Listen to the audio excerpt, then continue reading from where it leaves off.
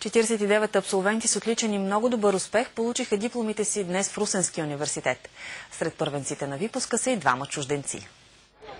Развълнувани, облечени с тоги и с дипломи в ръка, абсолвентите се събраха тази сутрин пред университета, за да прекрачат за пореден път прага на висшето си училище, но този път вече като горди висшисти. Вълнувам се, дипломирах се, ожених се миналата седмица, живота ми прекрасен. Всичко беше много лесно, много ми хареса цялото обучение и най-вече преподавателите са много добри хора тук. Студентските години ще ги запомня с това, че се завързаха едни нови запознанства, с това, че имаше както хубави, така и приятни моменти, с трудните моменти, имаше трудни изпити, но като цяло едно изживяване. Това са може би едни от най-хубавите години. Отличник на специалността компютърни системи и технологии е Ангел Йорданов.